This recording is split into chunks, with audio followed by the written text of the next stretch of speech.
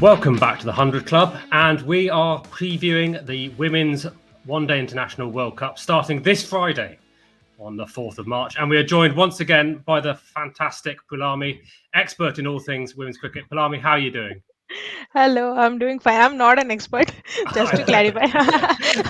I'm just a fan, that's all, who just follows the sport. I know. I always say you're an expert, though, because we follow you on Twitter. You are there as Quicktifer17. I recommend people do follow you on there because you always have the breaking news and the best opinions. Thank you so much for that. That's a welcome. I'm joined again by Rich. How are you doing, Rich? Yes. Yeah. Poulami, you might not consider yourself an expert, but yeah, relative to us, you certainly are. And that's why we need you here as we dissect this exciting tournament coming up. We do. And we are excited, though, despite the fact we're amateurs. We are excited. As I say, starts on Friday. I think the first question has to be Australia, right? They've pretty much lost, I think, 11 games ever in World Cups over all of the years that they've been held. Yes. Who's going to beat them this time? Or can they be beaten? I hope India. I'm rooting for India to beat them. But yeah, I mean, last World Cup also India only beat them in semi-finals. But it has to be something extraordinary to beat them. Like last time it was Harmanpreet Kaur's that tremendous innings. So it has to be something special like that to beat a team like Australia, because they are like full of superstars. Like one or the other, even if you get rid of the top three or top four and you think, okay, maybe we are done, but no, but their lower middle order is like very good. Like in recent times, they are the ones that are winning matches for them. So it's the complete team is like, I don't know, it's like they are at some other level. So it will be really a big challenge to beat them. Yeah, very well balanced team, I think, and in good form as well. Yes, Obviously. pretty good form. Were you happy with their performances during the Ashes? No, actually, I expected a little bit more from England, to be honest, because the way England perform in the Ashes, they are a way better team than that. I mean, we should not count them out just because they perform like that in Ashes. There might be multiple factors we don't know what happened. I mean, what happens? I mean, there were quarantines and they were like out of practice also for 1 or 2 months. So, but you saw how they played in yesterday's warm up game, right? I think it's today morning only, early morning for us.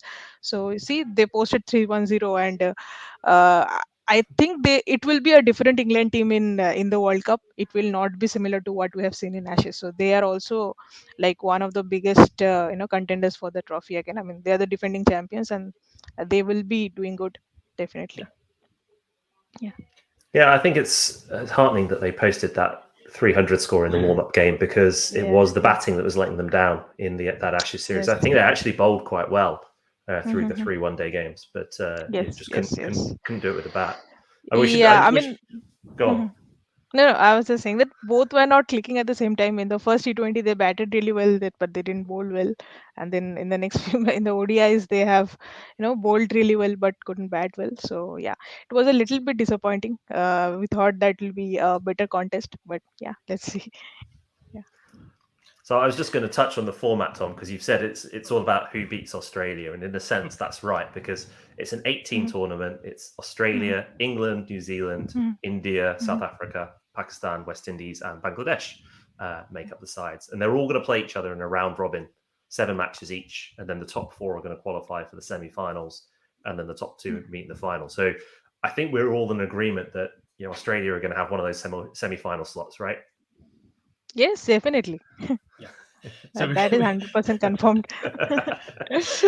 There you go. That one we can guarantee. You've spoken a little bit about England there. Maybe we'll come back to them again in a moment. But you've also mentioned India clearly, and we've seen, I think, fairly mixed form from the India team recently. What do you make of the squad that they've announced? The squad is good. I mean, yeah, definitely there were some shockers like.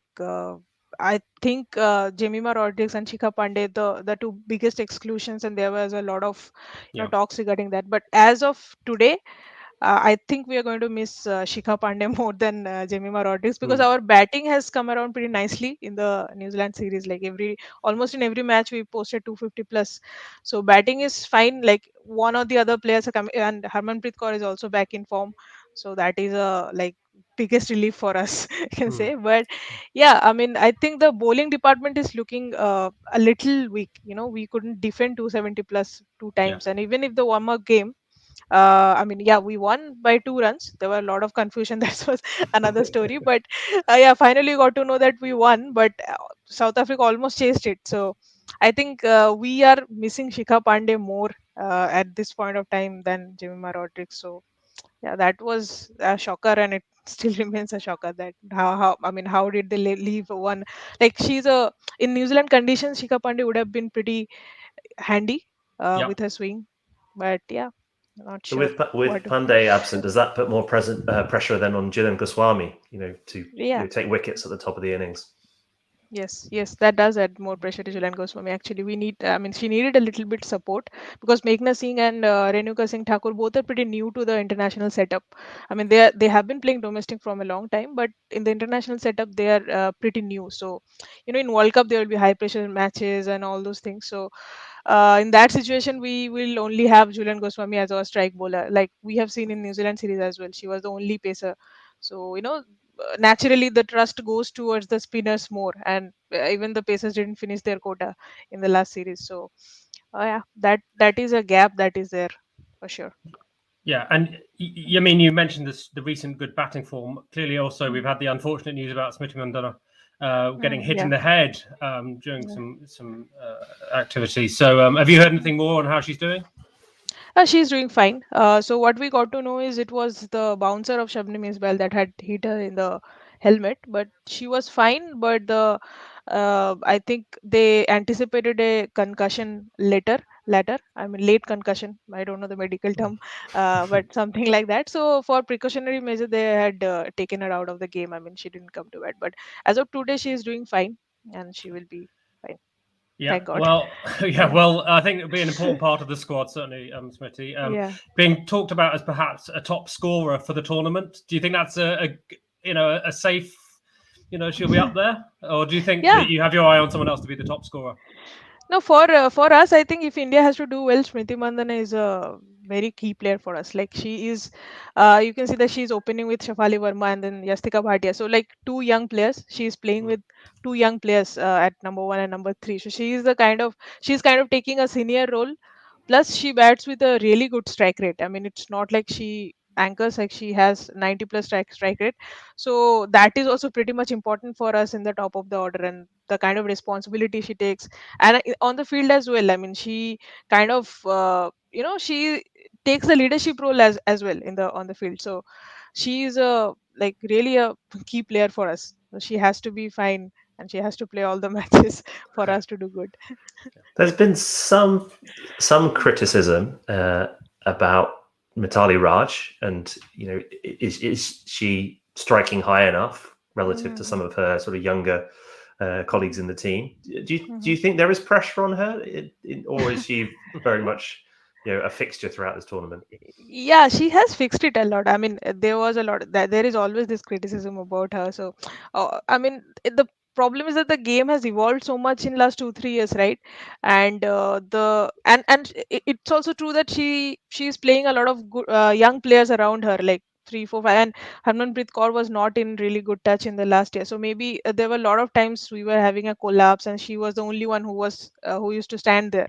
So the batting wasn't that good in last year. So yeah, she has a little problem with the strike rate. But in this series, as the other batters are also in good touch, we have seen that she has really improved her strike rate a lot. Like in the last series, she played it with 80 plus strike rate. So I mean, she is one of the greatest of all time. I mean, she can, if she wants, she can do anything. That's what I believe. Like she is technically so sound. If she wants to hit, she can hit. It's not like that, but maybe it's something that goes around her mind, that she has to save a wicket, so that it's not like India doesn't get out under 200. Maybe that's something that goes around in her head, that only she can tell. So that's why she tends to be a little slow. So yeah, hopefully that the way she was going in the New Zealand series, she will continue that in the World Cup. Yeah. You mentioned Shabnam Ismail, the fast bowler for Yeah. South Africa, who's in excellent form right now, and that team as a whole could be, I think, could be really considered one of the dark horses for the Yes. tournament. Yes. Definitely. Series wins against West Indies, home and away, and against India in India. India. I mean, Hmm. what have you seen from them that makes you think that they might be in the semis at least?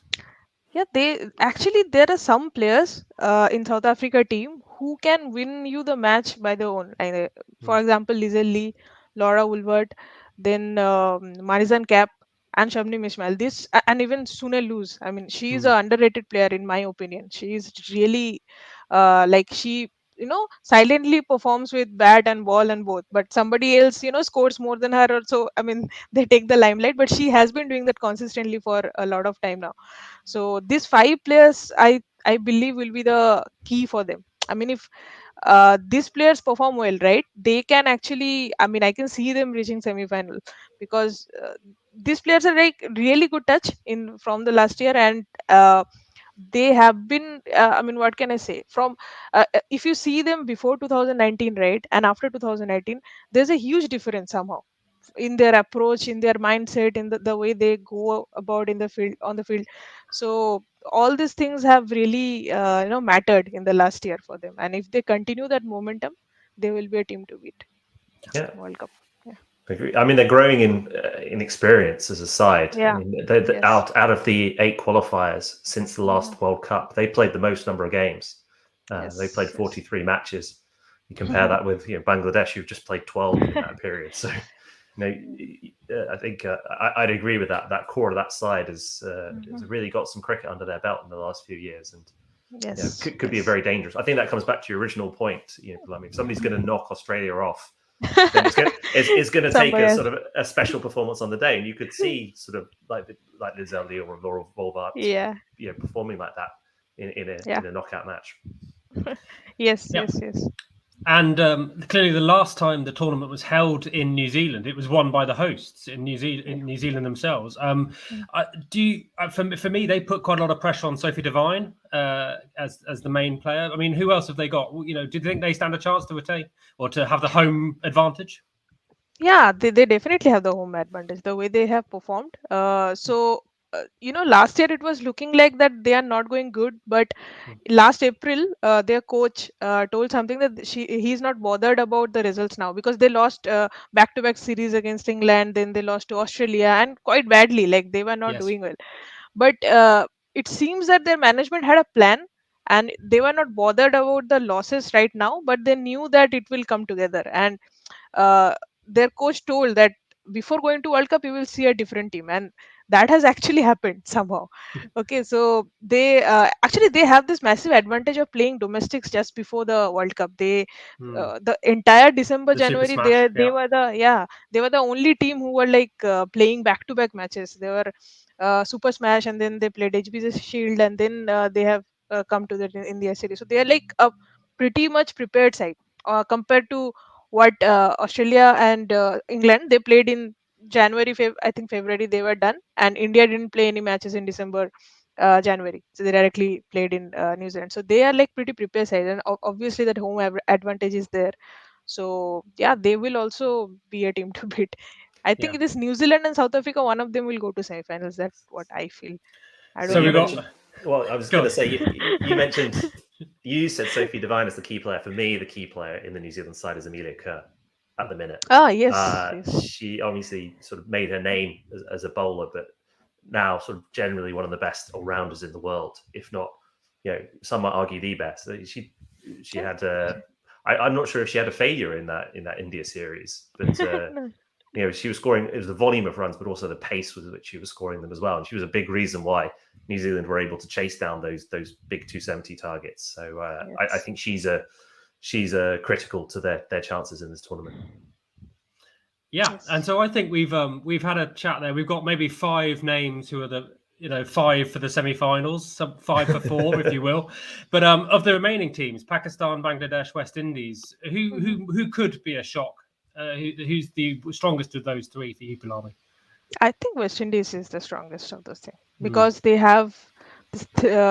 Actually, there are four players whom I really like. One is Deandra Doughtin. if she plays, she will like smash everything out of the park. I mean, Yeah. you don't know what she's going to do. She's so unpredictable. I mean, she can even score 150 in 90 balls. I mean, I'll not be shocked. So on her day, she can smash everything. So Deandra Doughty and obviously Haley Matthews, I think.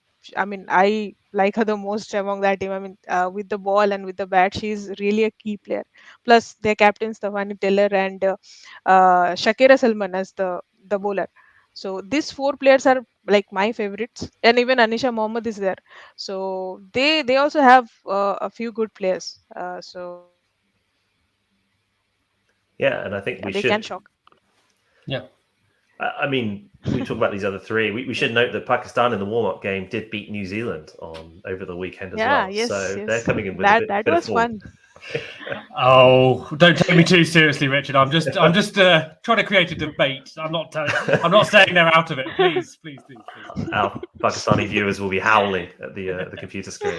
Quite No, possibly. Pakistan is a really good team. I love that team. You know, Alia Riaz especially. She's like one of my favorite players. You have seen how she bats.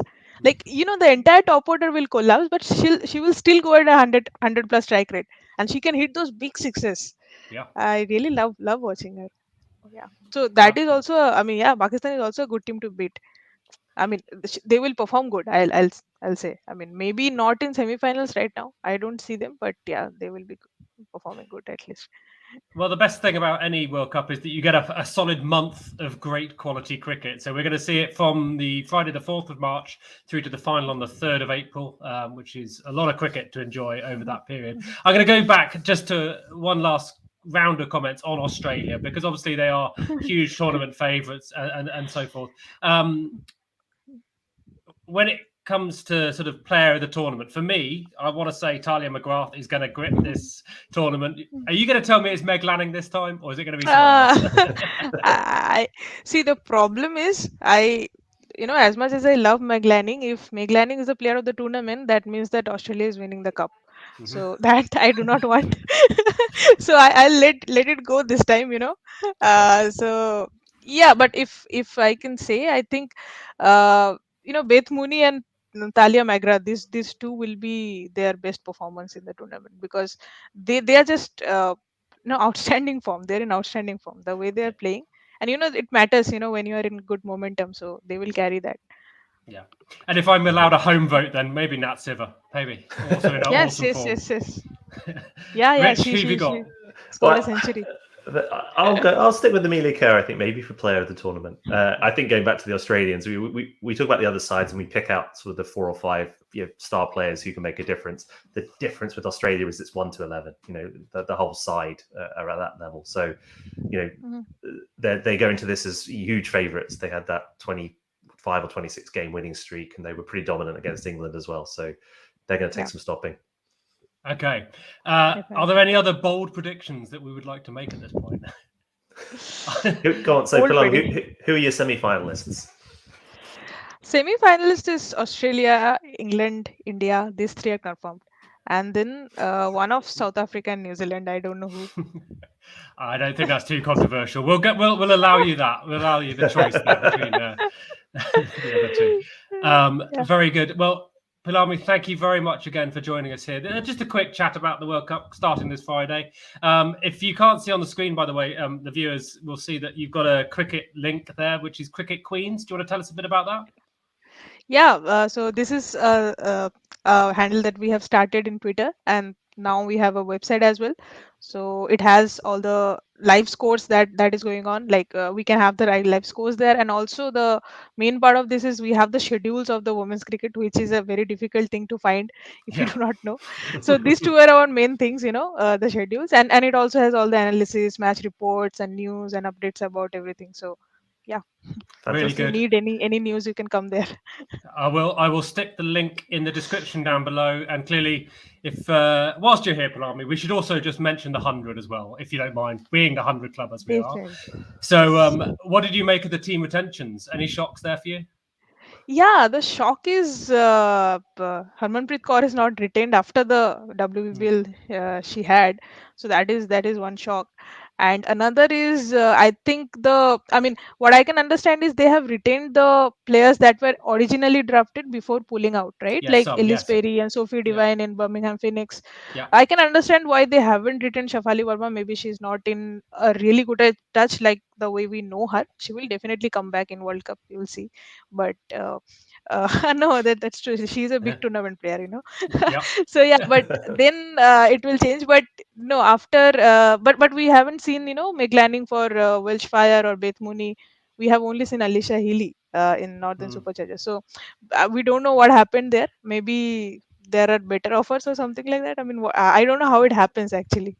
So Well, the let's see. story is not complete. Let us help you there slightly, Poulami, in that they are currently negotiating on the open market additional contracts. So the rest of the squads will likely be mostly complete by the draft date on the 30th of March. And we will, of course, Poulami, everyone else, bring you updates of that as we get them. If you'd like to stay up to date, hit the like button, hit the subscribe. And as I say, I'll stick all the details for Poulami's excellent stuff down below in the description. Thank you again for joining us. Cheers. Thank you. Bye. Bye.